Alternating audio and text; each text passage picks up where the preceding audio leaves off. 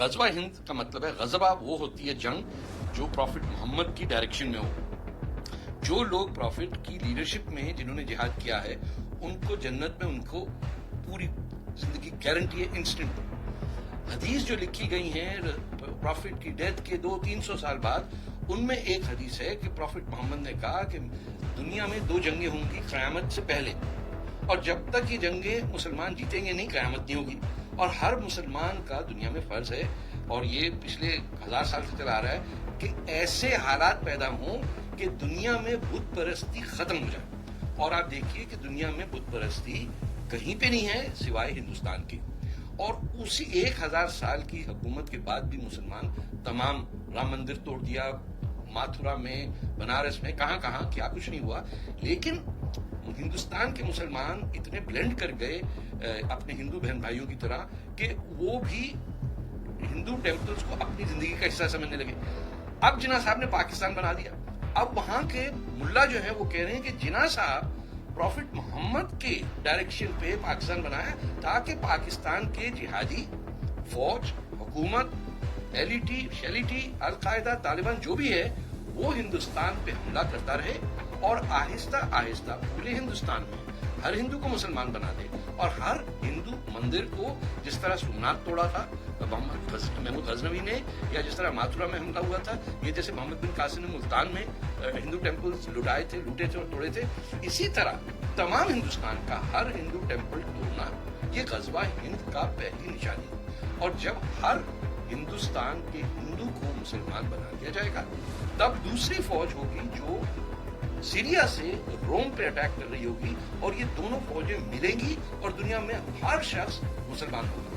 یہ آج کے جہادی مسلمانوں کا بنیادی عقیدہ ہے، یہ ان کی ہر مولوی کی بیسک فلسفی ہے.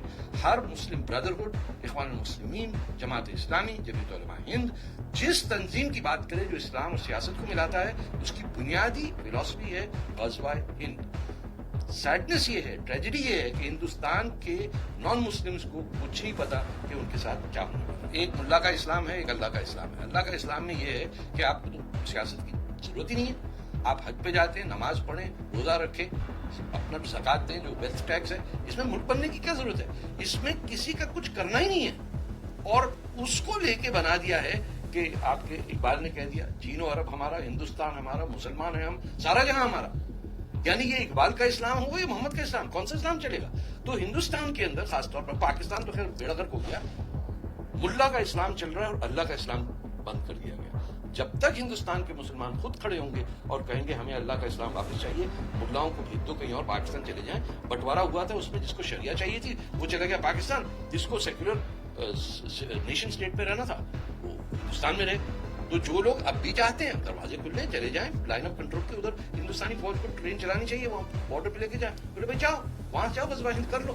تو ہندوستانیوں کو سمجھ میں آنا چاہیے کہ ان کے خلاف کس قسم کی پلاننگ ہو رہی ہے اور کیوں لوگ اپنے سینوں پہ بم مار کے مر جاتے ہیں. کیونکہ ان بچوں کو، لڑکی اور لڑکیوں کو، پڑھے لکھے پی ایچ ڈی ہوں یا مدرسے کے ہوں، سب کو کنونس کیا ہے کہ جب تک ایک بت ہے ہندوستان میں اس وقت تک ان کا فرض ہے کہ اس بت کو توڑنا اور اس ہندو کو مسلمان کرنے کے لیے جنگ کرتے رہے.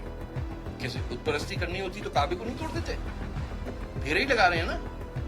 جیسے آپ پھیرا لگاتے ہیں ساتھ، یہ الٹا پھیرا لگا رہے ہیں. تو بت پرستی جب ہم پتھر مارتے ہیں شیطان پہ اور جا کے پتھر کو چومتے ہیں تو وہ بت پرستی نہیں ہے.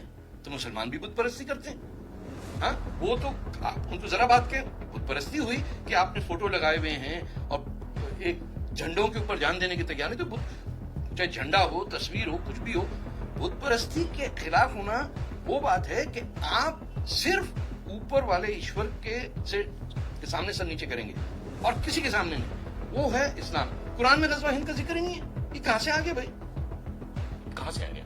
ارے میں بتا رہا ہوں نا، مولویوں نے بنا دیا، ان کو بند کریں، سلسلہ ختم ہو جائے گا. یہ تھا ہی نہیں.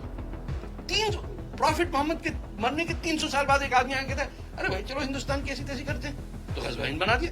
اور وہ چلا آ رہا ہے 17 دفعہ ہے محمود غزنوی.